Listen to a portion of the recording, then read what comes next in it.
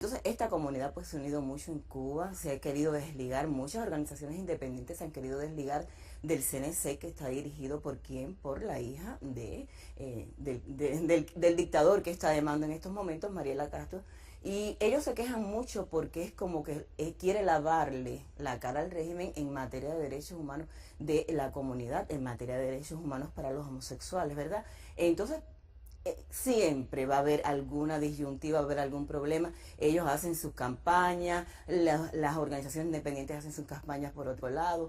Vamos a recordar, por ejemplo, Nelson Ganduya, que nos ve, nos escucha todos los días, ha sido un ferviente defensor de esta comunidad. Se han hecho muchísimas campañas en Cuba para que la población conozca que son seres humanos, que el amor no tiene sexo, que el amor no tiene color, que el amor no tiene edad, y que es una comunidad que hay que integrar a la sociedad cubana desde ahora, para cuando la sociedad civil puede ser un poquito más abierta. Una de las demandas mayores que tiene este colectivo es la del matrimonio igualitario y la adopción, que en muchos países está legislado. En Cuba se implicaría que tendría que haber un cambio de la Constitución, un cambio en el Código de la Familia, que está estructurado como la familia normal, la que es bien vista, y no incluye pues este colectivo. Pero no hay una realidad que es la que Mariela Castro quiere mostrarle al mundo, pero hay una realidad mucho más triste, que es la que vive la comunidad LGBTI en Cuba. Y Nelson Ganduya, tú lo mencionabas, es uno de esos miembros de esa comunidad, que además de eso ha sido un ferviente defensor de los derechos, no solamente de los homosexuales en Cuba, de todos los cubanos. Y por esa razón fue acosado, fue amenazado de muerte, y por esa razón tuvo que abandonar la isla, regresar a la libertad en otro continente, en una realidad diferente, y volver a comenzar. Y como Nelson son tantos, Sí, Exilda. claro, esto que vimos ayer de los que se manifestaron en Holanda pidiendo el derecho al asilo, que tú tengas que salir de tu país porque tengas determinada inclinación sexual, religiosa, política, y que no te dejen pensar, que no te dejen avanzar. Y como te estaba hablando, hay muchas campañas en Cuba, pero incluso la mayoría son de organizaciones independientes. Hay una campaña muy bonita que se llama Acepto, donde le están pidiendo a estas personas que hagan videos y cortos donde expliquen el por qué necesitan ser insertados dentro de la sociedad, el porqué del matrimonio igualitario. Entonces, hay activistas que están luchando constantemente por esto en Cuba. Y tú tienes un reportaje. Por supuesto, siempre les traigo la verdad ahí de los protagonistas de la historia. Pues vamos a ver qué es lo que pasa, cuál es la verdadera cara de esta comunidad que pide a gritos el derecho real, el derecho a su libertad de elegir cuál es el sexo que quieren ellos tener, de qué forma se quieren casar, cómo quieren vivir, con todo el derecho que tiene un ciudadano en cualquier parte del mundo. Pero en Cuba es bastante truncado. Pero vamos a ver cuáles son las iniciativas de las campañas independientes para conseguirlo en la Cuba de hoy.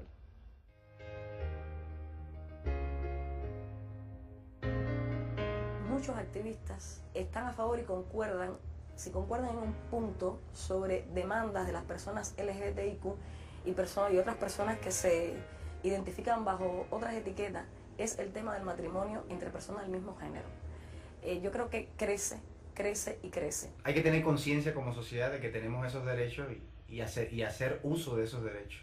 Yo creo que en la temática de la diversidad y de los derechos de la comunidad LGTBIQ en nuestro país, como está tan institucionalizado, yo creo que hemos perdido un poco la conciencia de que son derechos que corresponden a los ciudadanos y ciudadanas luchar y defender. Hemos ido dejando que otros nos representen, de que instituciones resuelvan nuestros problemas, cuando realmente son problemas que debemos enfrentar como sociedad. De la discusión sobre los temas de derecho es que a veces pedimos muy poquito y no pedimos, o sea, no ponemos la vara en todo el largo que se puede poner. O sea, si pedimos el matrimonio, tenemos que pedir también sea derecho a adopción, tenemos que pedir un montón de cosas también que están obligatoriamente, y creo que es ahí donde empiezan a frenarse las cosas en términos de discusión. En todo este largo proceso han sucedido muchas cosas y nunca nadie se ha parado a pedir ni siquiera disculpas.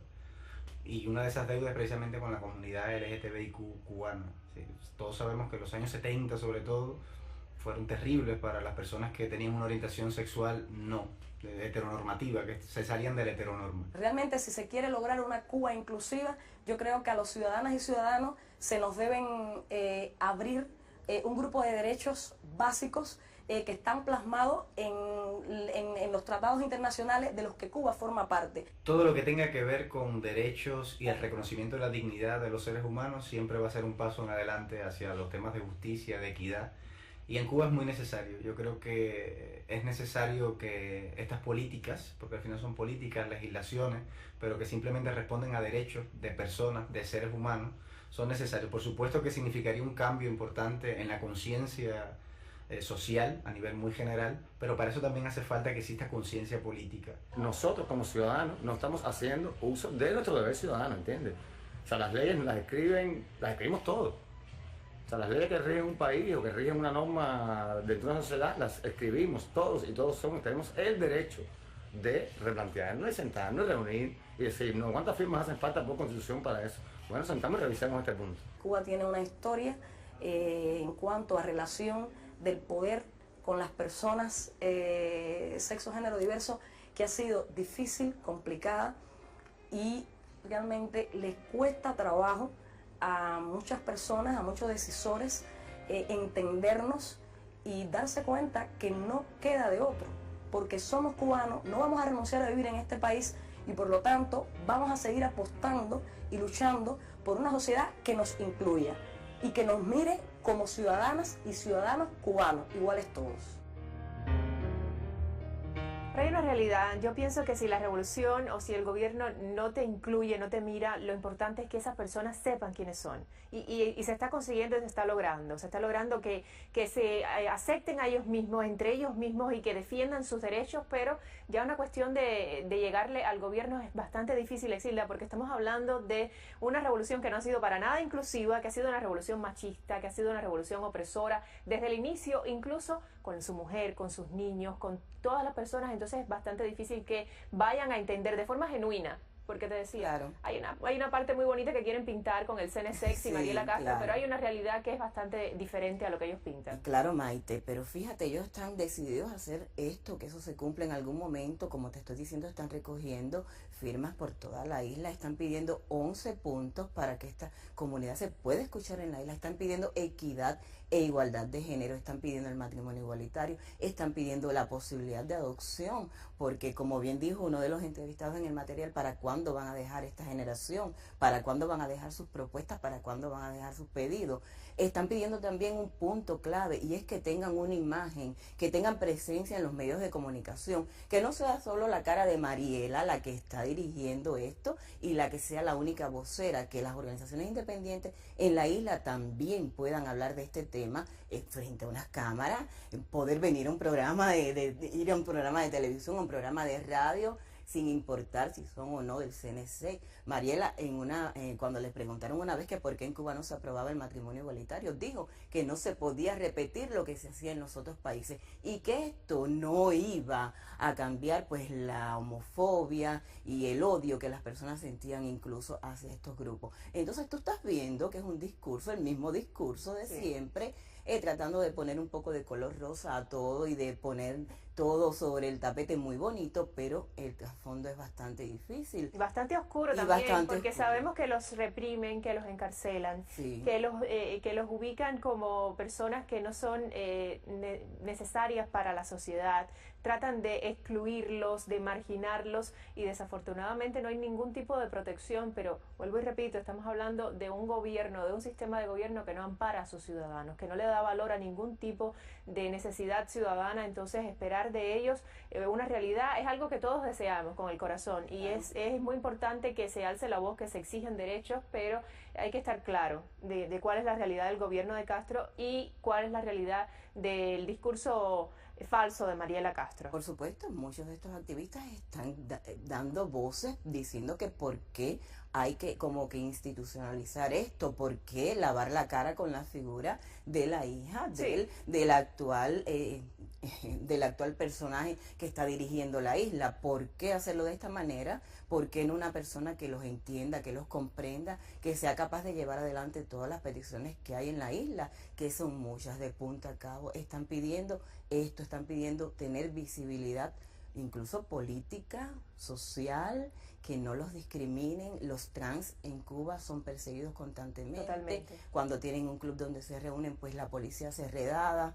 Los golpean, los los golpean. maltratan. Después de las 12 de la noche ya los están persiguiendo, no pueden estar en las calles. No pueden estar La sentados supu- en el malecón. No, Si hay por casualidad no. un grupo de ellos que se reúne a cantar, a contar sus experiencias, pues no pueden. No Llega pueden. un momento que la policía te dice, te tienes que ir, y te tienes que ir no precisamente porque estés molestando a nadie, sino porque simplemente eres homosexual. Esa es la realidad que se vive en Cuba, señores. Exilda, te invito a que te quedes porque Claro, tenemos me una quedo invitada aquí muy especial, sentadita. muy especial aquí en Levántate Cuba. Nosotros vamos a hacer una pausa para conocer las informaciones con Joan Andrés y regresamos en instantes aquí a Levántate Cuba con muchísimo más hasta las 10 en punto de la mañana. Gracias por preferirnos.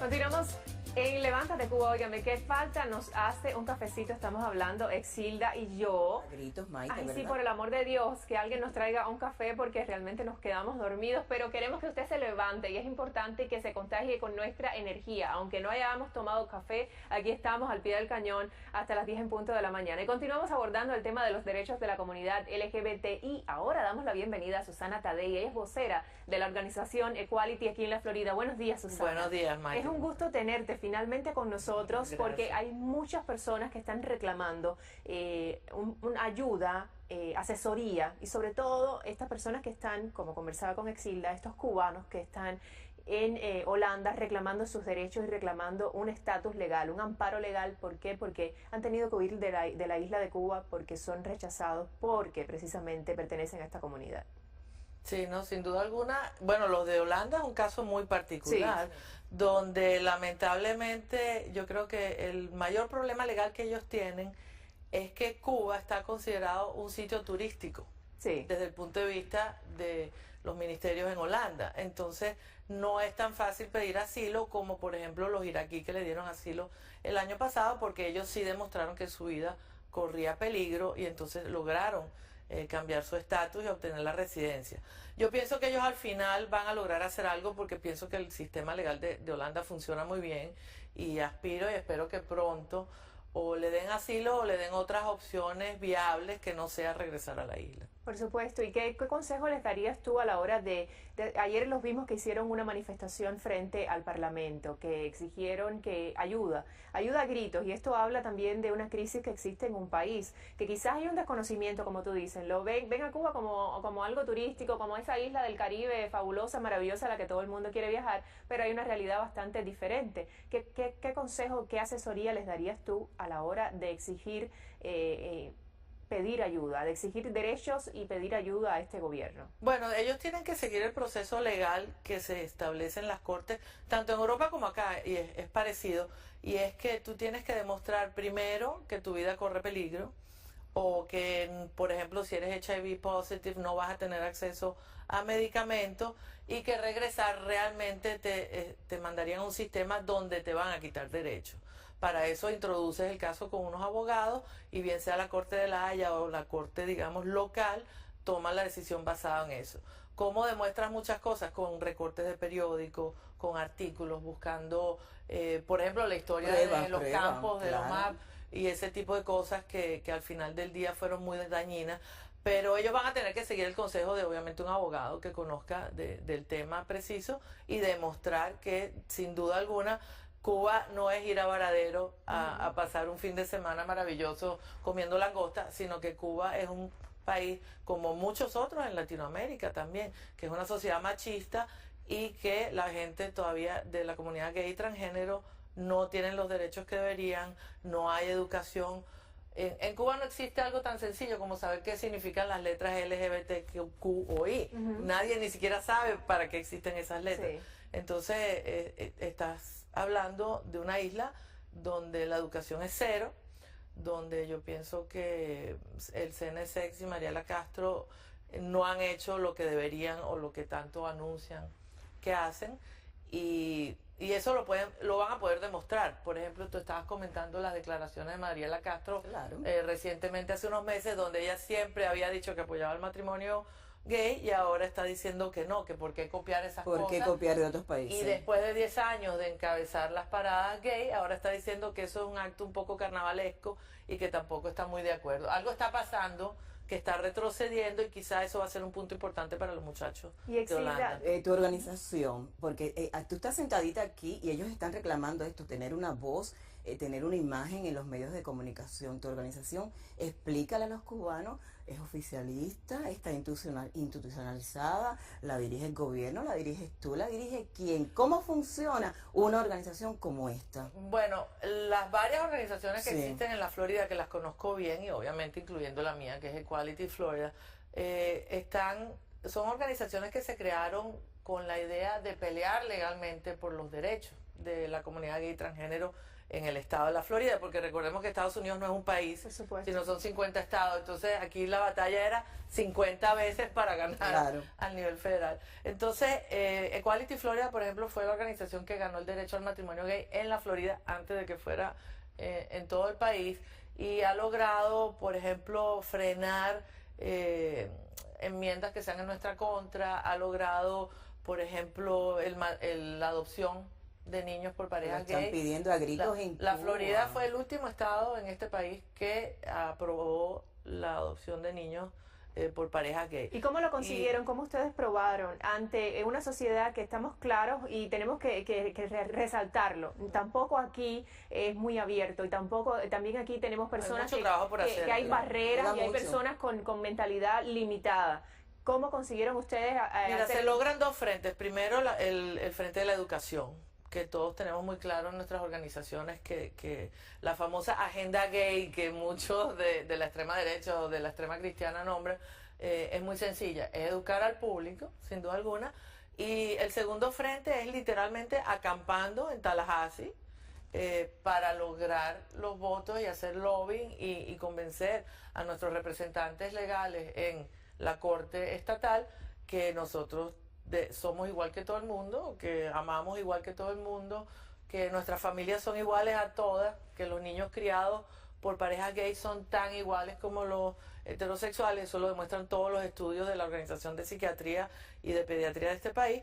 Y bueno, y que entiendan que ni somos una amenaza, no estamos atentando contra los derechos de nadie, solo estamos pidiendo que nuestros derechos sean igual a los de los demás. El caso de Cuba es exactamente lo mismo. Lo que pasa es que obviamente en un régimen autócrata que no es que pueden ir a acampar No. enfrente. Ellos están por de- esto recogiendo estas firmas para que se cambie el código de la familia, que se incluya el matrimonio igualitario y se incluya la posibilidad de adopción. Es un camino muy, muy largo. Va a ser muy difícil porque obviamente estos gobiernos autócratas pues hacen lo que le da la gana cuando le da la gana. Entonces, al igual que Mariela Castro venía apoyando bastante bien la comunidad en un tiempo, ahora se han echado para atrás, tendrá sus razones.